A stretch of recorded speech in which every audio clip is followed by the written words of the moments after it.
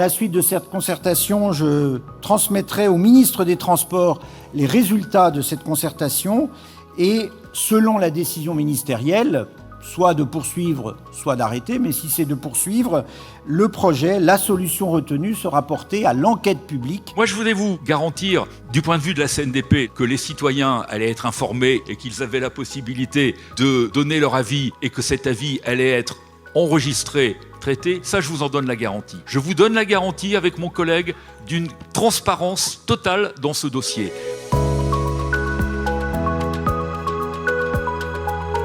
Ça fait des décennies qu'on nous barde de différents projets comme la VR52, l'A32, l'A31 bis. Des décennies que le tracé F4 là-bas est congelé et gelé par l'État carrément.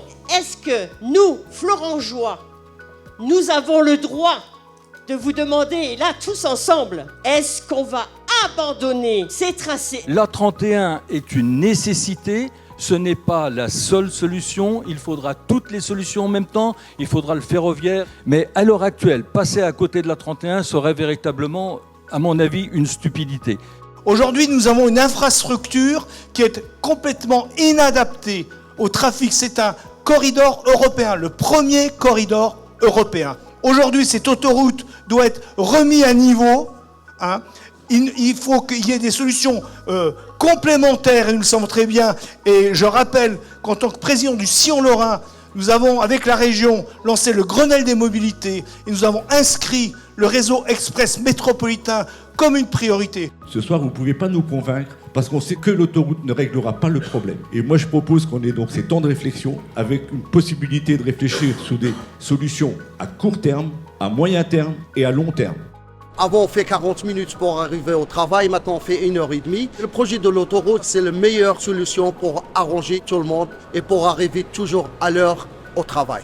La seule solution, c'est servir de ce projet pour sortir les camions de la ville de Florange pour qu'enfin on puisse dire paix à Florange. Ce qui a manqué surtout, c'est un peu d'imagination, un peu d'ambition, un peu d'audace. Parce que si on reste à ce niveau-là, l'exhumation de vieux dossiers, puis on essaie de les pousser coûte que coûte, je suis désolé, mais on n'y arrivera pas quoi. On parle d'un côté d'urgence à agir sur un projet vieux de 40 ans et de l'autre on se projette encore dans 5, 10, 15 ans avec des solutions qui seront déjà dépassées.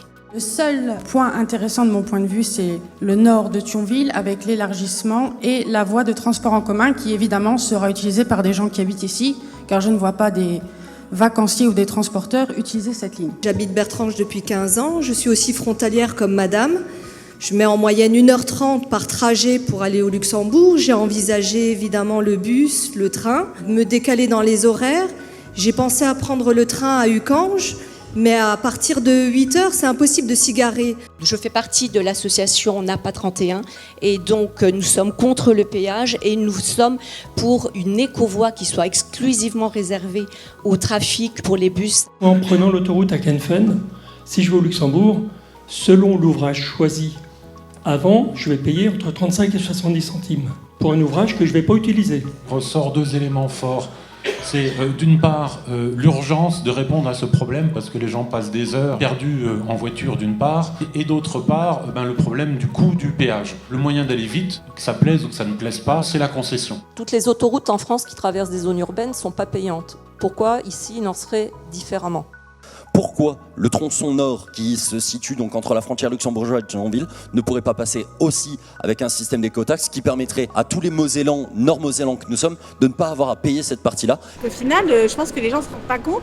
Une fois qu'il y aura le tunnel, il faudra payer un péage pour prendre l'autoroute, pour aller au Luxembourg. Je suis totalement contre que l'A31 bis coupe la ville de Florange. F5, tout le monde s'accordera pour dire que c'est une catastrophe pour la forêt domaniale de Florange.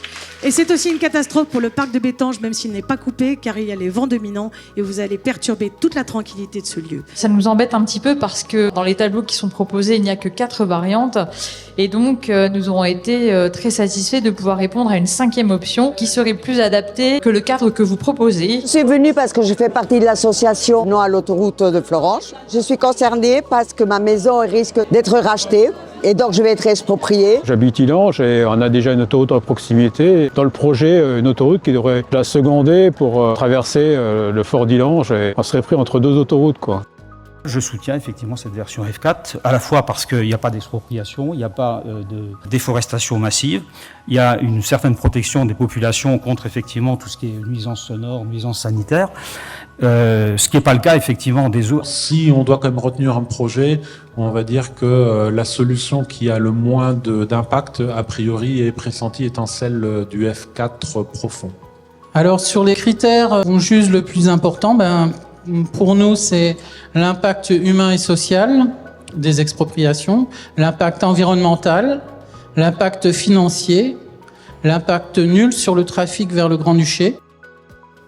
La remontée de Bertrange en allant vers Ridange est sous les bruits permanents de l'autoroute.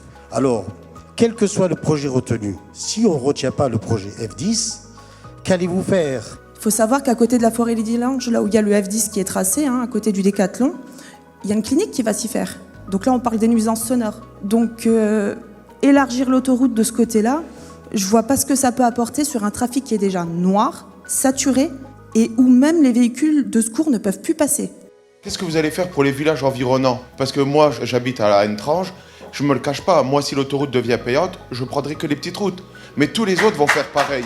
On est tout à fait favorable à la troisième voie, mais avec certaines conditions, et puis avec une vision 2040 de la 31 et pas celle d'aujourd'hui. J'ai une proposition à vous faire. Commencez par aménager le tronçon Metz-Nord-Richemont avec une voie de covoiturage. Tout cela est faisable et très rapidement. Dans le cas où la 31 donc, ne serait pas péage, comment allez-vous gérer les flux des véhicules et des camions qui, bien évidemment, vont préférer malgré tout prendre une route non payante qu'une route payante ? C'est un débat, donc j'ai pu poser des questions, avoir des réponses. Et puis le fait que tous ces intervenants politiques, techniques soient chez nous, c'est une bonne chose. En fait, nous n'avons pu répondre à aucune question vu que l'étude est pour l'instant totalement incomplète. Nous n'avons pas les données nécessaires pour statuer. Dire que la concertation ne sert à rien, je crois, est un faux procès, puisque concertation après concertation, il y a des évolutions très fortes.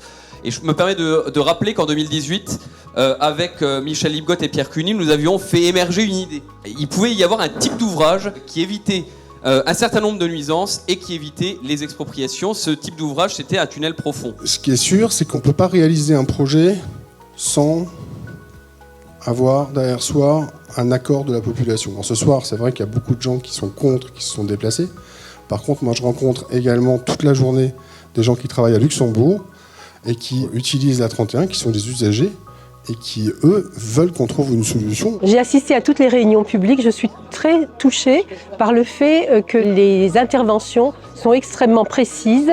Les gens sont très au fait du dossier et je trouve toujours très pertinentes les questions et les remarques qu'ils font. On a l'impression que c'est que de la com. Il n'y a pas l'écoute des usagers. Florange va être sacrifié. Les habitants de la région sont inquiets.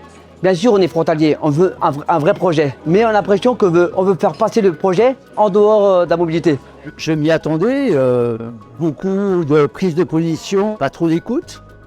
Mais bon, tout le monde s'est exprimé déjà. Le débat a eu lieu pendant 3 mois et quelques. Malgré les doutes de beaucoup d'entre vous qui pensaient que le débat était joué à l'avance, malgré les suspicions. Mais le débat a eu lieu, vous avez eu le courage, même si quelques-uns d'entre vous ont gardé au fond de même la certitude que ça ne servait à rien, vous avez eu l'envie, le courage de revenir et de continuer à dialoguer avec le maître d'ouvrage. Il y a un point où je n'ai pas été ébranlé, c'est l'utilité publique de construire un nouvel aménagement autoroutier dans le nord de la Moselle, en complémentarité avec les autres modes de transport.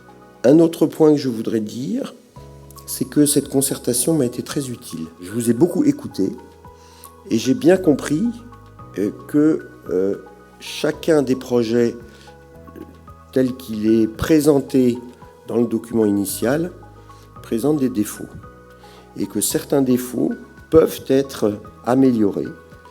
Et c'est l'objet de cette concertation, que de faire ressortir ce qui n'est pas idéal et pour lesquels il peut y avoir des améliorations. Les deux garants vont remettre leur rapport sur le contenu de cette concertation, sur la façon dont elle s'est passée.